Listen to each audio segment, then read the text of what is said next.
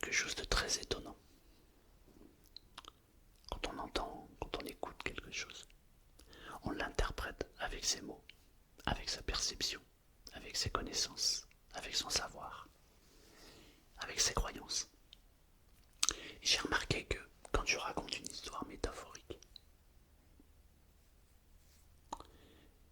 et surtout quand j'amène la conclusion, j'ai remarqué que parfois il y a des gens qui ont capté une histoire, mais qui n'a rien à voir avec l'histoire que j'ai racontée. Mais c'est très intéressant parce que ce qu'ils ont capté, c'est ce qu'ils avaient besoin de capter. Donc c'est très intéressant. Et ce que moi je voulais raconter, et ce que je voulais, sur quoi on arrive, c'est très intéressant aussi. Mais finalement, c'est moins intéressant que si tu prends ce que tu as à apprendre. Donc à partir de maintenant, je ne mettrai plus de conclusion à l'histoire. Chacun prend ce qu'il a à apprendre de cette histoire, de toutes les histoires. C'est d'ailleurs ce qui se passe dans la vie. On écoute des choses, on entend des choses, et finalement, on entend et on ne capte et on ne prend que ce qu'on a à apprendre. Il y a des gens, c'est très compliqué pour qu'ils comprennent. Il y en a d'ailleurs qui comprendront jamais. Et puis il y en a d'autres qui comprennent très rapidement. Mais on ne prend que ce qu'on a besoin de prendre au moment où on a besoin de le prendre. Donc ça c'est génial. Mais aujourd'hui l'histoire, je la dédicace à un ami. Je lui ai déjà raconté. Mais j'ai envie de la partager parce que il n'est pas tout seul dans ce cas-là. Il y en a beaucoup. Il y en a énormément. Alors, mon ami, on va l'appeler...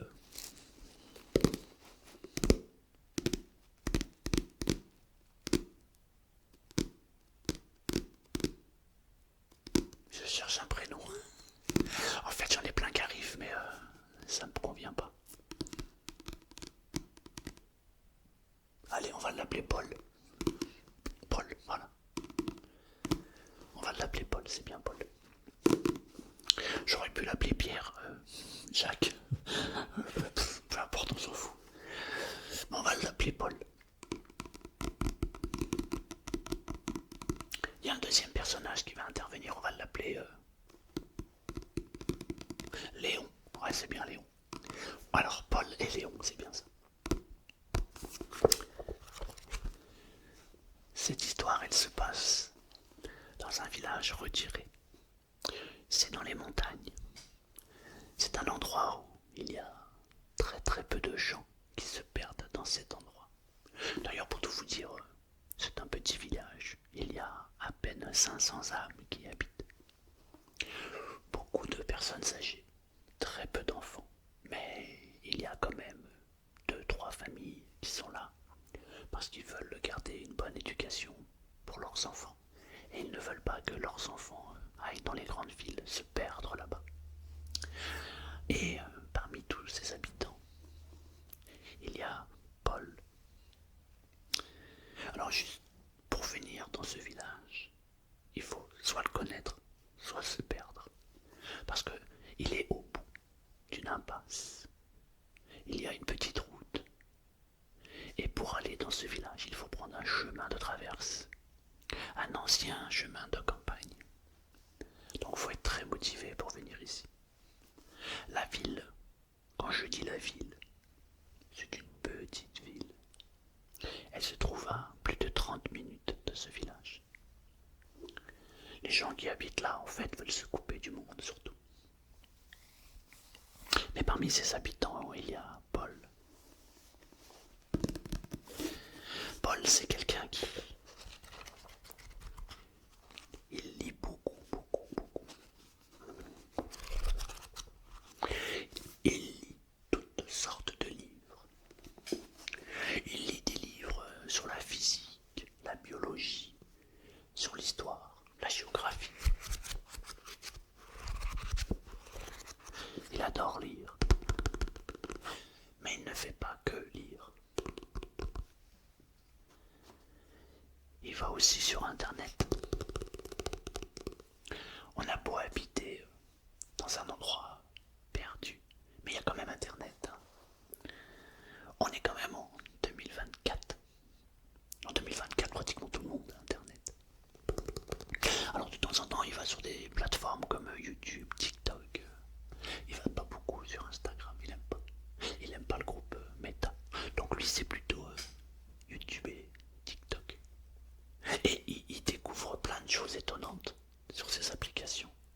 aussi sur ses livres. Il adore raconter ce qu'il vient d'apprendre aux habitants du village. Alors de temps en temps, il va au café. Oui, oui, il y a un café dans ce village qui fait café, épicerie, la poste. Il fait tout ce café. C'est d'ailleurs le seul lieu de rencontre du village. Donc les habitants, pas tous, mais beaucoup d'entre eux passent le plus clair de leur temps dans ce café. Ils se racontent un peu leurs histoires, même si finalement les histoires on les connaît toutes. Ce n'est qu'un éternel recommencement. Tant qu'on n'a pas compris la leçon, ça recommence. Et encore, et encore.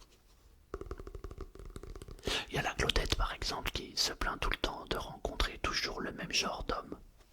Elle ne comprend pas. Elle a l'impression carrément de les attirer. Mais c'est pas possible. Ils se ressemblent tous. Mais qu'est-ce que j'ai fait au bon Dieu pour mériter ça? Paul, lui, il a lu des livres. Il sait pourquoi. Enfin, il croit savoir. Alors de temps en temps, il lui explique. C'est parce que tu crées ça dans ta tête. Si, ils l'ont expliqué dans la physique quantique. Que ta pensée, c'est une énergie. Donc si tu penses à ce que tu veux pas, tu vas l'attirer. Et tu sais pourquoi? Parce que la négation n'existe pas. La Claudette, elle l'écoute, mais sans l'écouter. Elle se dit, il est perché le petit là. Il est perché, mais je crois qu'on peut plus l'arrêter. Il est parti trop haut. Parfois, Paul, il raconte quelque chose qu'il vient de lire. Parce qu'il a besoin d'exprimer ce qu'il vient de lire pour que les gens soient d'accord avec lui. En même temps, ça lui permet à lui d'ancrer ce qu'il vient d'apprendre. Sauf que des fois, il vient, il dit, écoutez, des chercheurs ont trouvé la raison pour laquelle, blabla, blabla, blabla. Puis 15 jours plus tard, il revient, et puis il va dire le strict inverse de ce qu'il avait dit il y a 15 jours. Alors on le lui fait rappeler, on lui dit, il y a 15 jours tu as dit l'inverse de ce que tu viens de dire. Oui, c'est vrai. C'est vrai. Il est embêté en même temps. C'est vrai, c'est parce que, en fait, j'avais lu une étude scientifique faite par des chercheurs qui avaient trouvé. Mais là, je viens de lire une autre étude par des chercheurs qui ont aussi trouvé. Et ils ont dit l'inverse de ce qu'ils ont dit. Et il y a là le papy qui est au fond là-bas du café, qui avait entendu la première explication, qui entend la deuxième explication, qui lui dit Hé oh. Ouais, qu'est-ce qu'il y a? Juste, avant de venir nous embêter avec des théories, est-ce que tu t'es renseigné sur qui a écrit ce qu'il a écrit? Qui a dit ce qu'il a dit? Et pourquoi ils font ce qu'ils font? Paul il comprend pas trop. Qu'est-ce que tu veux dire par là? Le petit papy au fond il dit, parce qu'il y a toujours un intérêt. On vit dans un monde d'intérêt. Il faut que tu l'entendes ça. Lorsque tu vas entendre une étude faite par telle ou telle personne, renseigne-toi d'abord qui est cette personne, pour qui elle l'a fait, pour quel compte, et quelle en est la raison. Et quand tu vas commencer à creuser, tu risques d'avoir des surprises, mon petit. Et c'est l'expérience qui te parle. Dans le café, tout le monde rigole. Parce qu'en vrai, la moitié des gens du café, en fait, rient parce qu'on a ri. Mais ils n'ont même pas compris pourquoi le papy avait dit ça. Alors qu'en fait, il y a un fond de vérité dans tout. Mais ça dérange pas Paul. Il est toujours avec ses théories, il est toujours avec ses idées, avec ce qu'il comprend, ce qu'il capte, ou pas d'ailleurs. Et il est toujours là en train d'essayer d'expliquer ce qu'il a essayé de comprendre. Mais quand t'essayes, tu n'y arrives pas. Mais il faut dire aussi maintenant que les gens l'écoutent pratiquement plus en fait. Dès qu'il commence à parler, chacun vague à ses occupations, continue à boire son petit café ou son petit verre de rouge ou son pastis ou peu importe. Mais chacun fait sa petite vie sans se préoccuper de Paul. Et un jour, ou plutôt une nuit, le soleil en fait venait de se coucher. Il n'était pas tard, il était à peine 17 heures par là. Mais comme on est dans la montagne et qu'on est en hiver, le soleil se couche très vite. Un fourgon aménagé arriva sur la place du village. Qu'est-ce que c'est que ce truc? Un fourgon aménagé chez nous. Alors tout le monde se mit à parler. Il y a un véhicule étranger qui vient d'arriver. Qu'est-ce que c'est? Qu'est-ce qu'il veut? Et puis un homme sortit avec une grosse barbe. Léon, il s'appelait. Et il marchait avec un sourire. Il avait un visage radieux. Les gens étaient très étonnés. Et il se dirigea droit dans le café. Les enfants qui l'avaient vu arriver pensaient que c'était le Père Noël. Un vieil homme avec une barbe, aussi grande que ses pieds. Et il courait dans les maisons. Le Père Noël est arrivé, le Père Noël est arrivé. Alors les gens, évidemment très curieux, déjà parce qu'il y avait un inconnu qui venait d'arriver. Mais en plus, parce que on n'était pas à Noël encore. Donc tout le monde alla dans le café. L'homme venait de s'installer au comptoir. Il commanda un chocolat bien chaud. Et puis il regardait autour de lui, il regardait les gens. Il souriait. Alors comment allez-vous, mesdames et messieurs? Alors chacun le regardait avec crainte. Et puis un vieux monsieur au fond de la salle lui demanda: Ça va? Qu'est-ce que vous faites ici, monsieur? Vous vous êtes perdu. Et Léon, avec son plus beau sourire, lui dit: Absolument pas. J'étais en train de rouler avec mon fourgon. J'ai vu le panneau du petit village. Et par curiosité, je me suis dit: Tiens, qui peut bien habiter dans un village aussi reculé? Et me voilà devant vous. Ah ouais? Et vous venez d'où, monsieur? Oh là, je viens de partout et d'ici. Je suis de partout et de nulle part en même temps. Comment ça, de nulle part et de partout? Qu'est-ce que vous racontez là? Eh oui, monsieur, j'ai travaillé jusqu'à 20 ans. Ensuite, j'ai compris que la vie n'était pas faite pour moi. En tout cas, cette vie. Je me suis acheté un fourgon.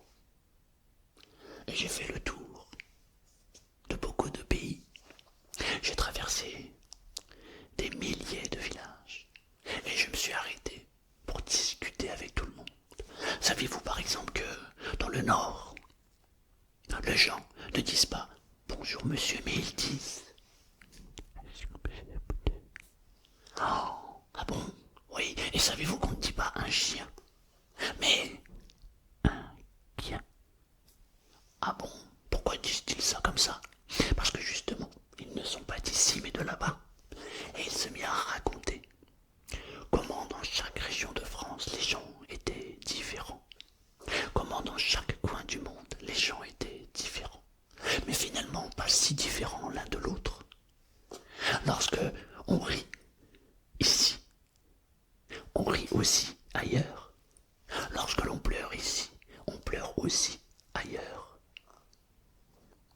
Et tout le monde l'écoutait. Ils étaient tous comme s'ils étaient fascinés. Waouh! Comme s'ils étaient hypnotisés finalement. Cet homme avait quelque chose en plus, quelque chose d'attirant, de très étonnant. Il avait l'expérience. Paul arriva en courant dans le bar. Il avait avec lui quelques livres, comme à son habitude, et il voulait raconter la dernière nouvelle qu'il venait de lire. Mais quand il entra dans le bar, il fut stupéfait. Et il n'y avait plus aucun bruit. Il y avait là devant lui un homme avec une grande barbe. Il y avait même les enfants qui écoutaient cet homme parler. Chose que lui n'avait jamais réussi à faire. Il n'avait jamais réussi à capter l'attention de tant de personnes en même temps. Et il écoutait. Et l'homme racontait un voyage qu'il avait réalisé en Tunisie,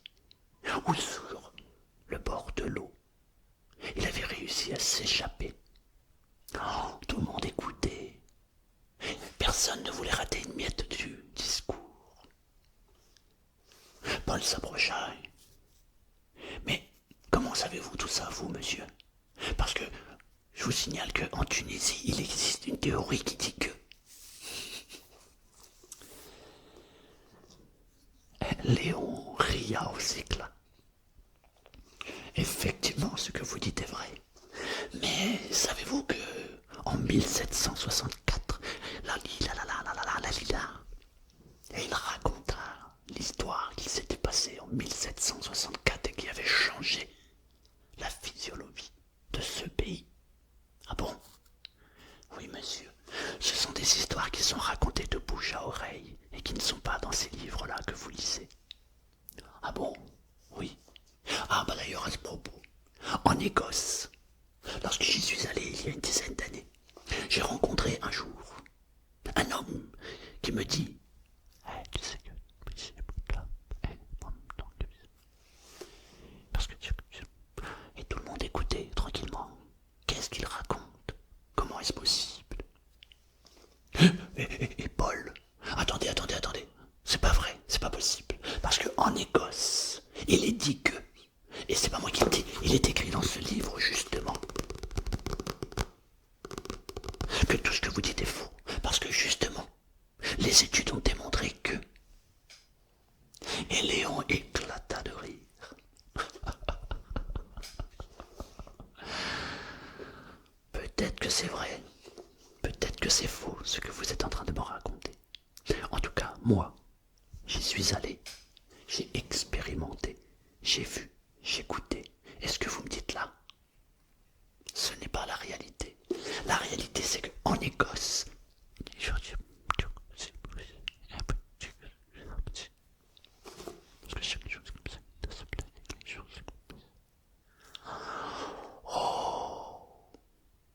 tout le monde resta bouche bée. Incroyable. Léon continua. Écoutez, puisque vous me taquinez un petit peu, savez-vous que en Bretagne, avant la scission, il y avait un homme qu'on appelait le Vénérable. C'était un druide et en même temps il pratiquait la... Ah bon? Vous êtes sûr? Oui, je l'ai rencontré. Non mais c'est pas possible, vous pouvez pas pu le rencontrer, vous venez de dire que cet homme-là était là il y a très longtemps, vous n'étiez même pas né. C'est vrai, je n'étais pas né, oui. Mais en Bretagne, j'ai eu la chance de rencontrer des druides. Ils m'ont appris à me déplacer pendant la nuit, un peu comme les chamans le font. Oh, et tout le monde écoutait. Comment est-ce possible? Comment avez-vous fait? Léon éclata de rire encore une fois. Je crois que vous n'avez pas compris, monsieur. Comment vous appelez-vous? Paul. Je crois que vous n'avez pas bien compris, Paul. La vie doit être vécue. Elle ne doit pas être racontée ou contée par qui que ce soit. Depuis que j'ai mes 20 ans, je vis ma vie. Peu importe ce que les gens disent, peu importe ce que les gens racontent. Je vis ma propre vie, je vis ma propre expérience. Et même, tenez-vous bien, monsieur Paul, si quelqu'un me dit que ce que je vais faire là est impossible, je veux quand même essayer. Parce qu'il n'y a rien ni personne qui est capable de le faire pour moi. Tant que je ne l'ai pas fait moi, alors je le fais. Et c'est comme ça que j'arrive à penser à qui je suis. Monsieur Paul, savez-vous qui êtes-vous? La question resta en suspens. Tout le monde s'interrogea. Qui suis-je? Et Léon continua. Êtes-vous celui qui se raconte un film? Ou êtes-vous celui qui vit le film? Sur ces bonnes paroles, Léon se leva du siège sur lequel il était assis, accoudé au comptoir, sur ces fameuses chaises de bar qui surplombent le bar. Mesdames et messieurs, ce fut un plaisir de partager ce moment avec vous. Je vais maintenant garer mon fourgon un petit peu plus loin. Je vais passer la nuit avec vous ici. Et demain matin, je repartirai. Ce fut pour moi un énorme plaisir de vous rencontrer. Je me rends compte que vous n'êtes pas si différents que les autres. Et avez-vous remarqué que je ne suis pas non plus différent de vous? Et il leur lança un grand sourire. Paul se mit à réfléchir. Ouais, je sais ce qu'il me manque maintenant. Je sais ce qu'il me manque. Il a compris. J'ai une question. Si tu as écouté jusqu'à maintenant, d'après toi, qu'est-ce qui manque à Paul? Il lui manque quoi? Je suis curieux de savoir ce que tu penses de cette histoire. Il manque quoi à Paul?